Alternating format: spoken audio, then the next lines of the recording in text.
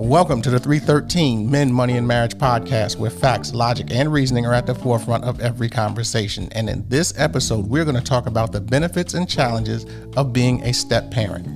We're going to talk about what the biggest challenges of being a step parent are. How do you handle adverse situations? What should you never do as a step parent? And finally, what are the benefits of being a step parent? With my guest, Wayman Daniels.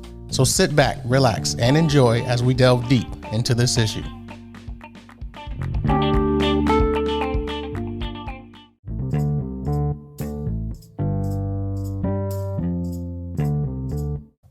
Welcome back to the 313 Men, Money, and Marriage podcast. And as we did say in the intro, we will be talking about the benefits and challenges of being a step parent. Now, what I did want to do is I did want to go over some of the statistics that we had come up with pertaining to step parenting. And we're going to just read those off here to you really quickly before we get to our guest. It says here in 1960, just 13% of married couples were in a second or subsequent marriage. Today, that number is up to 25% or 42 million. This has tripled since 1960. It says 42% of adults, that's 102 million, have a step relationship. Either they're a step parent, a step or half sibling, or stepchild. 13% of adults are step parents. That's approximately 30 million. 15% are men, and about 12% are women.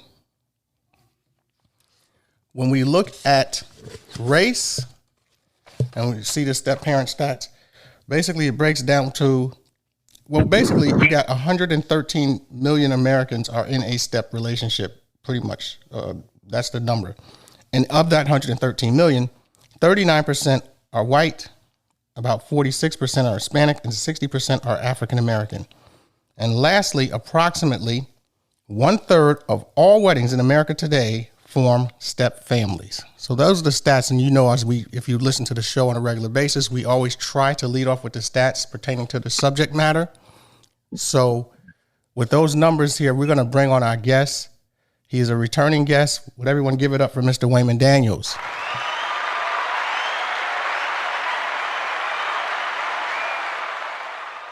How you doing, sir? I'm doing great, Mr. Johnson, and thank you for having me on. Well, I'm bringing you back for a couple of reasons. One, when we recorded the first episode together, you had mentioned that you were a step parent. So we were going to put this episode here together. So again, I wanted to tap on your area of expertise in the subject matter. And the second thing was that we had got a lot of positive reviews from the episode that we recorded, which was a couple weeks ago. And so since we got, a couple people were professionals who reached out to me and told me that they really, really liked it. And someone had asked if you were going to be coming back anytime soon. Well, it looks like it'll be sooner rather than later. So that worked out pretty good. Well, I'm glad to hear that wonderful news. Great.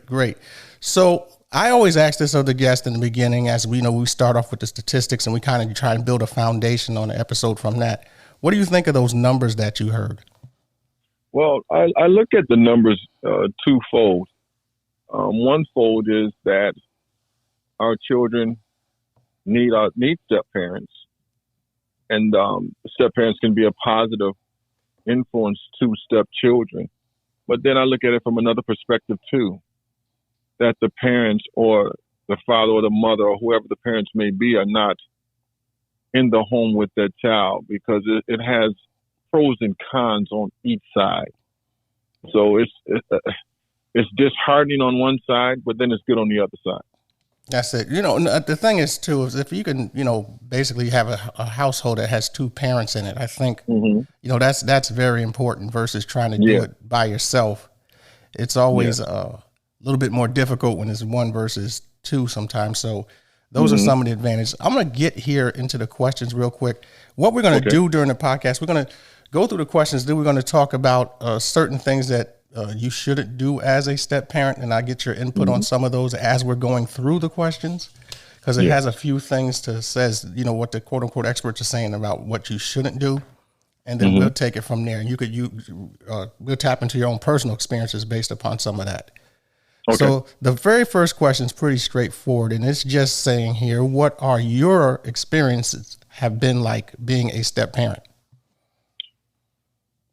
My experience is I'm fortunate that my stepchildren, which I don't call them my stepchildren, I call them my children, they adore me. They call me my oldest one, my second oldest one, my daughter, she calls me dad. And it's just a great relationship with all of the kids, my stepchildren, which I say my kids. So I try not to use that word stepchildren, but I like to use the word children. The relationship is great. I'm having a great experience with it. But there are some other sides that we can discuss a little bit later on. But so far, so good. All right, that's good. And generally speaking, what we're going to get into when we go into the second question here, but generally speaking, everyone's experience with being a step parent, each one is sort of different. It's not a situation to where it's like a roadmap or a blueprint on what you do and not do per se. So a lot of it is, the parent, the children, where they're at, and the bonding and all that stuff that takes place. And just getting used to it's a new family dynamic. So sometimes that can be a little bit tricky for some. Yes. All right, here, I just want to go into, in the beginning of you becoming the step parent, what was the transitioning like being from going from parenting into the stepchild role? So basically, how was your part in it, and how did the children respond to you being in it? Oh my God! In the beginning, it was rough because you have a new dynamic coming into the home, and when you have a new dynamic that you're not used to, it can be not only frustrating, but it can be a little bit intimidating because you don't want to bend, they don't want to bend, and everybody's stuck in their own place when you're talking about 22, 20, 15, and 11. So they were stuck in their rigid routine, and I was stuck in my rigid routine. My other children are grown, and I have a little 4-year-old with my wife, and it was very, very challenging. I wouldn't say difficult because it was challenging because we all had to get used to each other. And so other things transpired with that by their father not being in the home. You had to deal with the little abandonment issues dealing with my children because their father was not here and he's not as active as they would like for him to be. So it was like, I miss my dad. I want my dad. Who are you type situation. And then here you come. Right, like, okay, right. Your dad is not here, but I'm here. And you're trying to show them that you care about them just as much as their father. And sometimes they don't want to let you in. That's interesting. The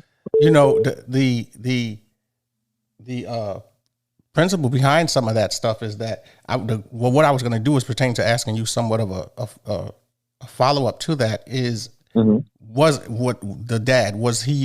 was his role like, the biological father, during this process? Was he involved or active? You kind of said he was sort of not 100% there. Was there any issues pertaining to that? Well, he's not active at all. Okay. He would come. Let's just say this is one that's very inactive. He would probably see them once every 4 or 5 months. But when you have a 15-year-old and an 11-year-old, at that particular time, they were maybe 6 or 7 and then 10. They didn't understand what was going on. All they knew that my dad's not here. I'm missing my dad. And so who are you? I hear you say you love me, but you're not my dad. And Mr. Johnson, if I could just go here just for a brief moment, I was dealing with that same situation with my stepdad because, see, I never knew my dad nor ever heard his voice. Wow. But it messed me up in such a way that my mother had to take me to go see a psychiatrist. And I was acting out in school, and the psychiatrist asked me what was really going on. And I was maybe 10 or 8 years old. And I just told him I want my dad. And so I was having antisocial behaviors of acting out because I didn't know how to verbalize what I was feeling. So I can understand what my children, when I say my children, my stepchildren, are dealing with in this situation. So I try to make sure and comfort them that I'm not going nowhere, that I am going to be here in the long run. You know, it's weird. It's kind of strange Mm-hmm. because when you're dealing with a step parenting situation, sometimes as the child, in the back Mm-hmm. of their mind, they kind of want their parents to be together. Yeah. And so some of the difficult transition periods into step parenting is that you come in and that all changes. Yes. So it's like sometimes a vision that they may have and they may want that to happen. But when you come in, it's almost like you have to sort of earn their trust, or Yeah. earn their, Yeah. especially if there was any type of an abandonment issues like you discussed that you experienced. Yeah. Yes. So that can be somewhat of a difficult, that's a difficult transition. That's why I say the initial transition period of being a step parent is really, really difficult. Now they say that it is being a step parent is one of the most toughest jobs that you have to do because you have a lot of responsibility, but sometimes you don't have all of the rights. Is that what you experience at all? Like meaning like, certain things that you can and can't do, being a step parent. Is that something you deal with or no? I deal with it, but I come at it a different way. Like certain things I can only chastise to a certain degree. Like you're not able to do. Some people believe in corporal punishment. Certain people believe in this. Certain people believe in other things. But what I have learned as far as being a step parent is to work with them with what they have, but yet be a disciplinarian. Disciplinarian. Like say for instance, my son loves to play that PlayStation. He loves it. He loves to play sports. I might can't, chastise you physically, like, give spankings or whatever, or do other things, but I can take things from you. And that seems to work. Each child is different. But when I first came in, but they had to get used to me because I'm former military. We can be very Yes. structured and very, Yes. very stern. And they wasn't used to that. But now, believe it or not, Mr. Johnson, they say, man, you ain't nothing but a gentle giant. I bark loud, but I don't bite at all. But Okay. but the challenge for me was just getting them used to structure of my type of way of doing things in the home. But also the most important thing for me was being an example to them and being consistent. Not because like you stated earlier, that abandonment issue is rough. Okay, how long are you gonna be here? My dad left me, but he Right. said he loved me. And here you go talking about you love me, but he said he loved me and he left. Wow. So what makes you any different? That's And that's that's that's good. it, That's it's tough because these kids' hearts are in your hand, and what are you going to do with it? that's true. That's true.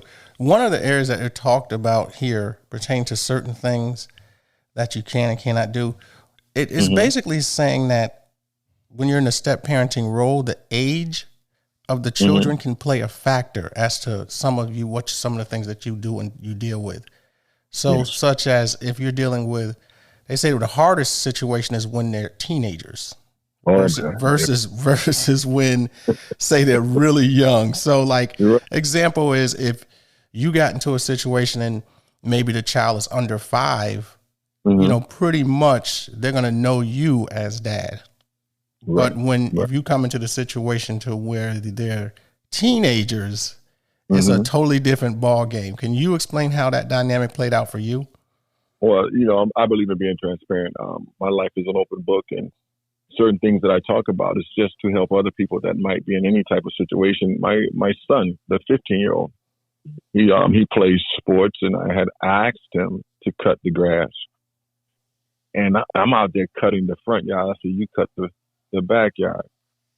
So once I finish cutting the front yard, my son comes in the house and sit down. And I'm like, man, what are you doing, man? He's like, what? I'm sitting down. I said, what you mean? I asked you to go cut the backyard. And he says, I heard you. And so I had to ask him this question. I said, either we can do this the hard way or we can do this the easy way. And you know what his response was? He said, we can do it the hard way. Wow. And and and my wife looked at him and she says, you are not going to disrespect my husband. Mm. This man doing more for you than your natural dad is doing. And you're not going to come in here and disrespect him and disrespect me. And see, I'm glad that it happened because it had to show him that we're on the same page. Yes. But there's an easy way to do things, or there's a hard way. You didn't have to go through that. All you had to do is just go cut the grass. Right. And so when you're dealing with the teenagers and you're dealing with them missing their fathers, and that sometimes they can be rebellious, you have to have both parents on the same page. And that's the beautiful thing about my wife and myself. We are on the same page. And I always teach my children, I'm not going to tell you to do something or ask you to do anything that I'm not willing to do. So I go out there and I cut the grass. I go out there and shovel. But I also incorporate them. Come on, this is our house. This is our family. Family is number one. Well, that's good. You know, that's very, very important because in that example that you just gave, you're exhibiting modeling behavior. So you did one part and you were expecting the child to do the other part. And that's they eventually will do what they see you do. So regardless if it's a step situation or not, usually, especially boys, they tend to follow and copy. So, so the next area I want to get into is the disciplinary factor of it. You touched on it a little bit, but before I asked the question, you kind of somewhat answered it in a sense where I was going to say, when you are in this process of doing the disciplining aspect of it, I think that both parents have to be on the same page and accord as to what is going to actually happen, what's going to actually go down. So if you don't get the support from the biological parent that's in the house, that can be really difficult because it's almost like you're on two separate pages. How do you handle the discipline pertaining to the stepchildren? Well, you know what, I actually look at behavior. I listen to my children, but I also do a lot of observation, because if my wife and myself are not on the same page, they will manipulate us against each other. And so I have to be very cognizant of that you can't have anything or do anything without both of our permission. And then when it comes down to punishment, me and my wife will sit down with our children and discuss why we're doing what we're doing, but we do it collectively.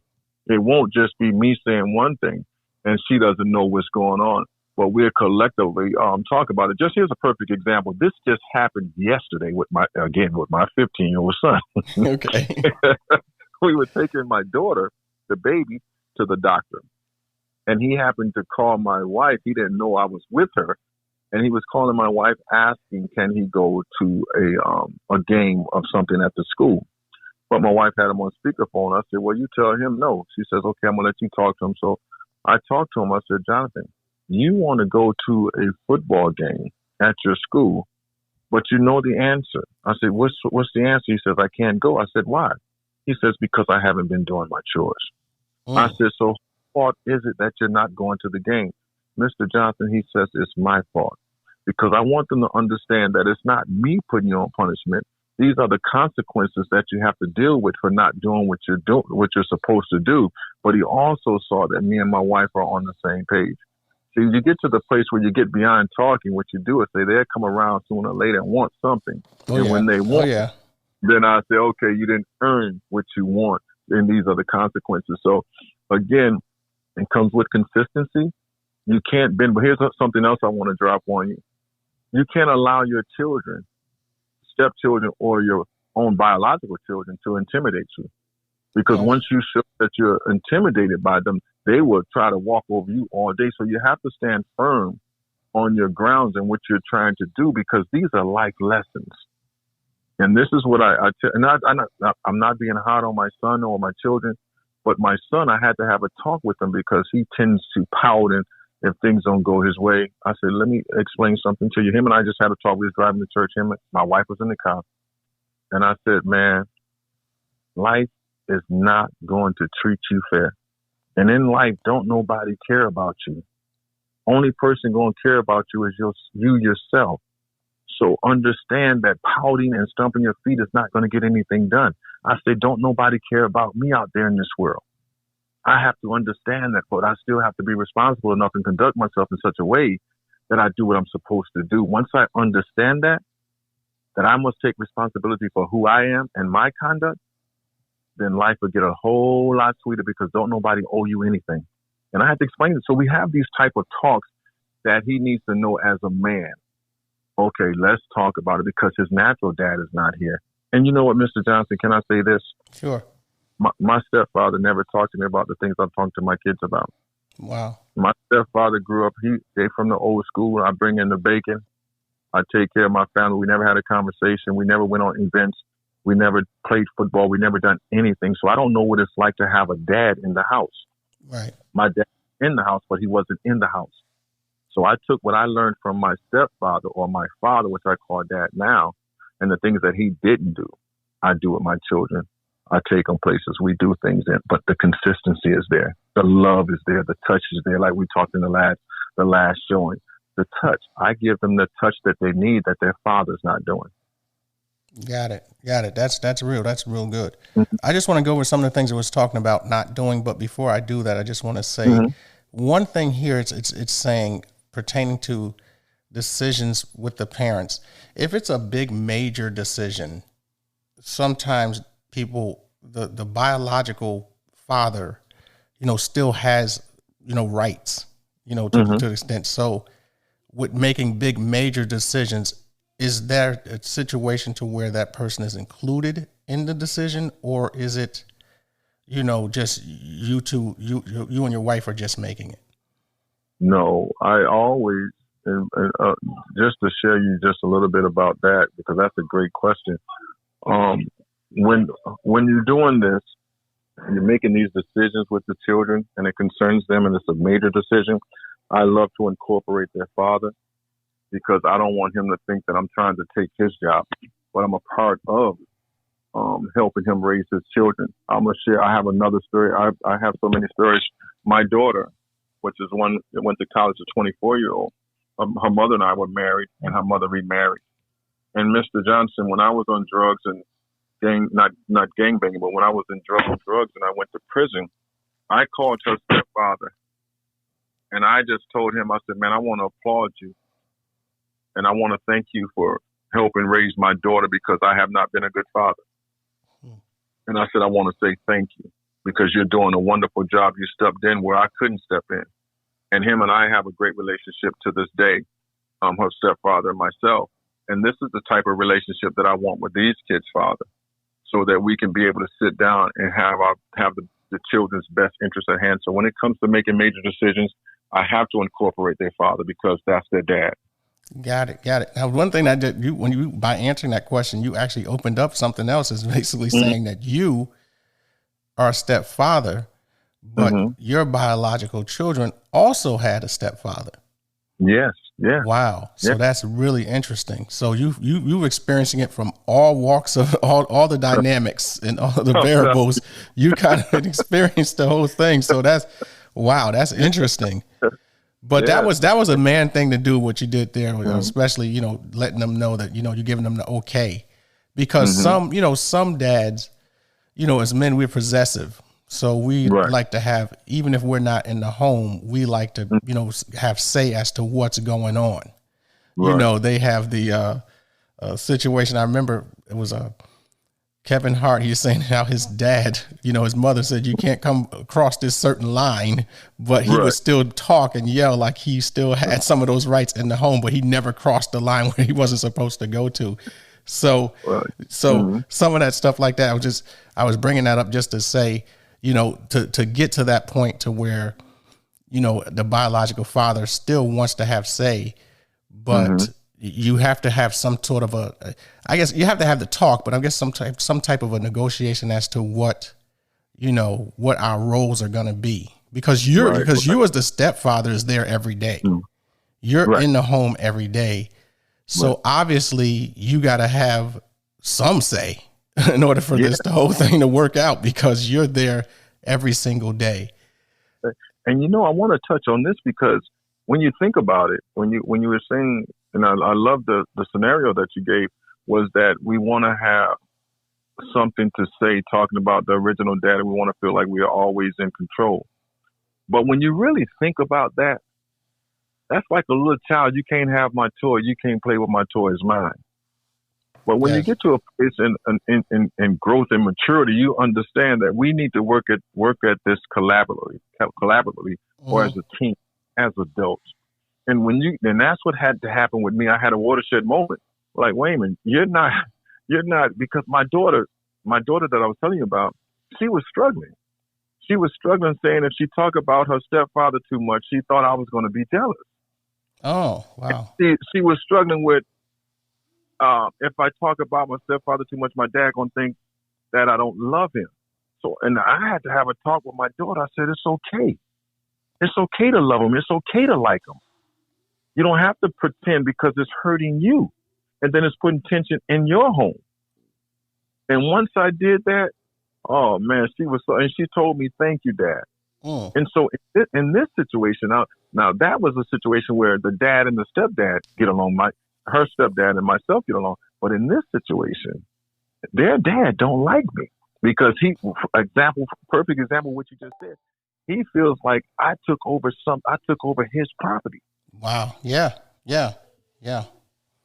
And that's And so when you look at that dynamic, you got a father on the outside who hates the stepdad, but then he doesn't understand that brings a gulf between the children. Now the children have to decide which side they're going to be on, and mm. that makes it hard on them. See, we Yeah. always think about what we want, but we don't think about what they need. Yes. That's a very good point. That's really good. Hmm. Yeah. I totally in agreement with that. Wow. Yeah. I'm going to ask you one last question here. Okay. And the last question is very, very simple. It's just saying, what are the rewards of being a step parent? Often we talk about all the challenges, Hmm. but what are some of the rewards that you get being a step parent? Just to see them smile, to see them happy, to have them sit and just laugh and look at me, because I'm gonna tell you something. I've been in their lives 7 years, and I'm starting to see me in them. Hear the things that they say, and then when my birthday come, Father's Day come, all the holidays come, they include me in the family. They welcome me into their home, meaning that they treat me like I'm their dad. I mean, they give me some lovely gifts, and I mean, I here's something for me. I have never had a birthday party until I got married and came into this family. Wow. Never. And so my birthday was just a couple of weeks ago, and they showered me with pretty beautiful gifts. And then my baby, the 11-year-old, every day after church, she rides with me home from after church, and we just talk. And the reward is just seeing them happy and knowing that I'm doing my best to be the best that I can be for them, that I'm That's always providing for them and loving on them. That's the reward for me. that's great. Lastly, I'm just going to finish up with this here. It just says pertaining to the things to not do as a step parent. It says don't try and force the relationship. Mm-hmm. Basically, let it kind of have its natural flow to it and let it grow at a natural pace. So don't just come in and saying, I'm the new dad now and I'm taking over Right. kind of thing. Don't do Mm-hmm. that. Let it just naturally flow. Let the kids build up that trust we were talking about before. Because one thing when you're dealing with a step situation is you're dealing with love and trust. So Yeah. love, as we know, is very, very strong. So even Mm. regardless of what some people do to you, you'll still love them.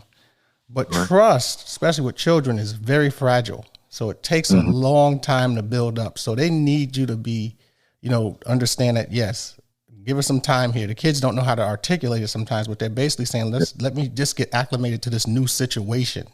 And Right. then we'll go from there. And the Right. last thing here just says is time and patience. Yeah. It says just you as a step parent, give the whole situation time and be patient, because then everything else will kind of work itself out.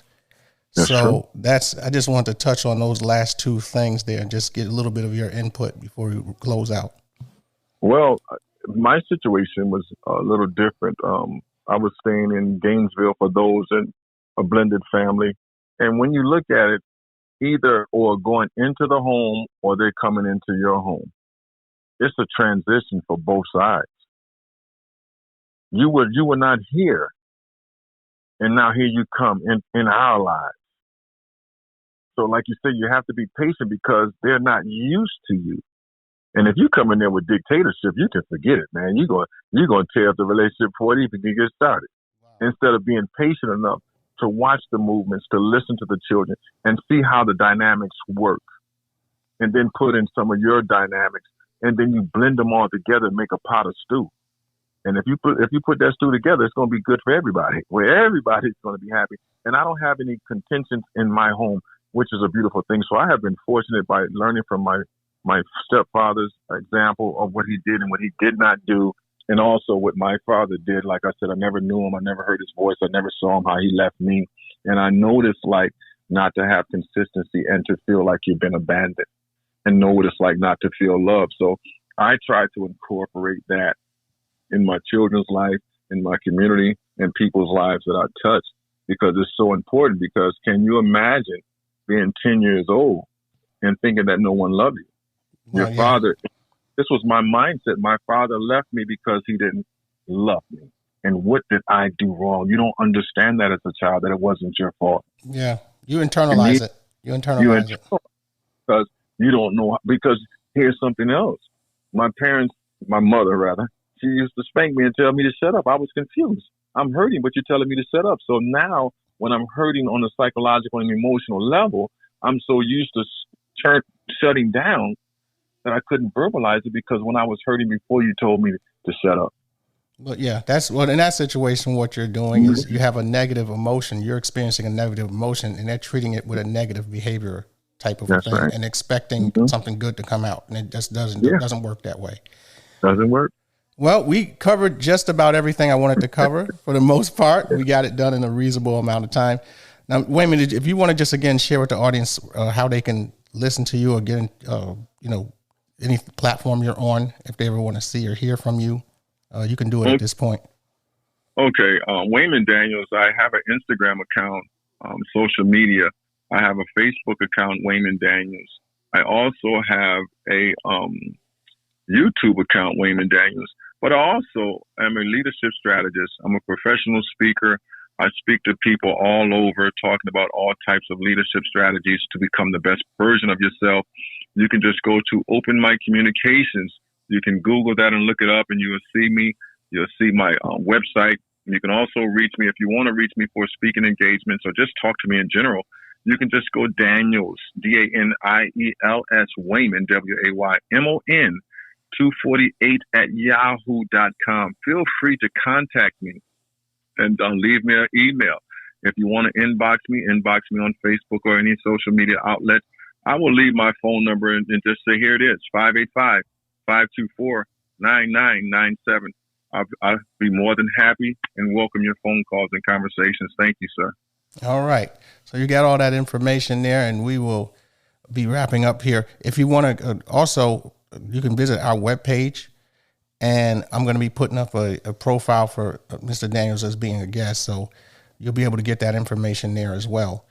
The website is, again, you can leave a message, voicemail, or you can get on the email list. All you have to do is leave your first name and email address. And the benefits of that, you'll be able to know what episodes are coming out before they actually come out. And as we getting more episodes up, some of the lower performing episodes will come down. So if you ever want to listen to some of those older episodes, you'll be able to go on the website and listen to them there. So with that being said, I want to say thank you to Mr. Daniels, and we are out.